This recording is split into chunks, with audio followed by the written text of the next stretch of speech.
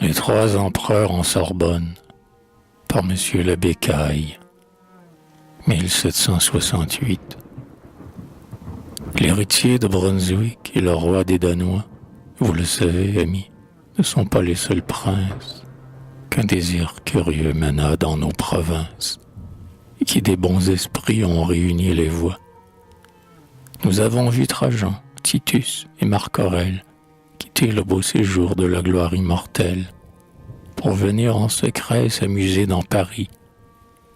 Quoique bien qu'on puisse être, on veut changer de place. C'est pourquoi les Anglais sortent de leur pays. L'esprit est inquiet, et de tout il se lasse. Souvent un bienheureux s'ennuie en paradis. Le trio d'empereurs, arrivé dans la ville, loin du monde et du bruit, choisit son domicile, sous un toit écarté dans le fond d'un faubourg. Il évitait l'éclat. Les vrais grands le dédaignent. Les galants de la cour et les beautés qui règnent, tous les gens du bel air ignorent leur séjour. À de semblables saints, il ne faut que des sages. Il n'en est pas en foule.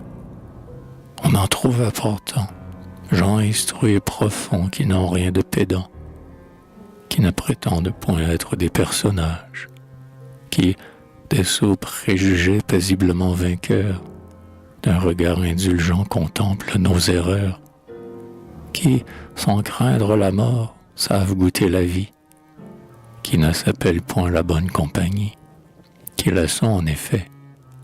Leur esprit et leur mœurs réussirent beaucoup chez les trois empereurs. À leur petit couvert chaque jour ils soupèrent. Moins ils cherchaient l'esprit, et plus ils en montrèrent. Tous charmés l'un de l'autre, ils étaient bien surpris d'être sur tous les points toujours du même avis. Ils ne perdirent point leur moment en visite. Mais on les rencontrait aux arsenaux de Mars, chez Clio, chez Minerve, aux ateliers des arts. Ils les encourageaient en prisant leur mérite. On conduisit bientôt nos nouveaux curieux aux chefs-d'œuvre brillants d'Andromaque et d'Armide, qu'ils préféraient aux jeux du cirque et de l'Élide. Le plaisir de l'esprit passe, celui des yeux.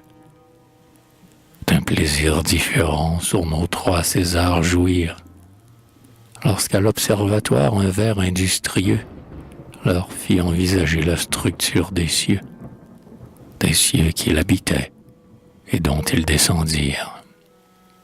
De là, près d'un beau pont que bâtit autrefois le plus grand des Henri, et peut-être des rois, Marc Aurèle aperçut ce bronze qu'on révère, ce prince, ce héros célébré tant de fois, des Français inconstants, le vainqueur et le père. Le voilà, disait-il, nous le connaissons tous. Il boit haut des cieux le nectar avec nous. Un des sages leur dit, vous savez son histoire. On adore aujourd'hui sa valeur, sa bonté. Quand il était au monde, il fut persécuté. Bury même à présent lui conteste sa gloire. Pour dompter la critique, on dit qu'il faut mourir. On se trompe. Et sa dent, qui ne peut s'assouvir, jusque dans le tombeau ronge notre mémoire. Après ces monuments si grands, si précieux, leur regard divin si digne de paraître, sur de moindres objets ils baissèrent les yeux. Ils voulurent enfin tout voir et tout connaître, les boulevards, la foire et l'opéra bouffon, l'école où Loyola corrompit la raison, les 4 facultés et jusqu'à la Sorbonne. Ils entrent dans les tables où les docteurs fourrés ruminaient saint Thomas et prenaient leur degré. Au séjour de l'ergot, Ribaudi en personne estropie alors un discours en latin. Quel latin, juste ciel!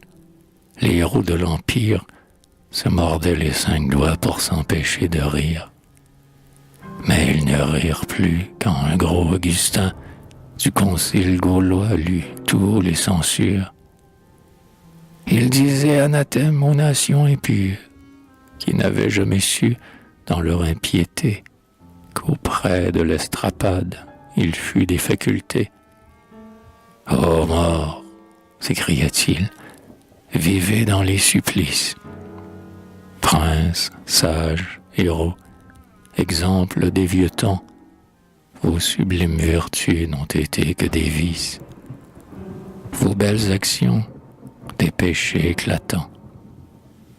Dieu, juste selon nous, frappe de l'anathème Épictète, Caton, Scipion l'Africain, ce coquin de Titus, l'amour du genre humain, Marc Aurèle, Trajan, le grand Henri lui-même, tous créés pour l'enfer et morts sans sacrement.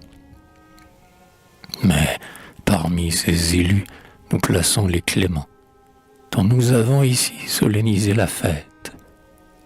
De beaux rayons dorés nous ceignîmes sa tête. Ravaillac et Damien, s'ils sont de vrais croyants, s'ils sont bien confessés, sont ces heureux enfants. Un frère bien huilé verra Dieu face à face. Et Turenne amoureux, mourant pour son pays, brûle éternellement chez les anges maudits. Tel est notre plaisir, telle est la loi de grâce. Les divins voyageurs étaient bien étonnés de se voir en Sorbonne et de s'y voir damnés. Les vrais amis de Dieu répriment leur colère. Marc Aurèle lui dit d'un ton très débonnaire: vous ne connaissez pas les gens dont vous parlez. Les facultés parfois sont assez mal instruites des secrets du Très-Haut, quoiqu'ils soient révélés. Dieu n'est ni si méchant ni si sot que vous dites. Ribaudier, à ces mots roulant un œil hagard, dans des convulsions dignes de Saint-Médard, nomma le demi-dieu déiste, athée, impie, hérétique, ennemi du trône et de l'autel, et lui fit intenter un procès criminel. Les Romains cependant sortent de l'écurie. Mon Dieu, disait Titus, ce monsieur Ribaudier, pour un docteur français, me semble bien grossier. Nos sages rougissaient pour l'honneur de la France. Pardonnez, dit l'un d'eux, à tant d'extravagance. Nous n'assistons jamais à ces belles leçons. Nous nous sommes mépris. Ribaudier nous étonne.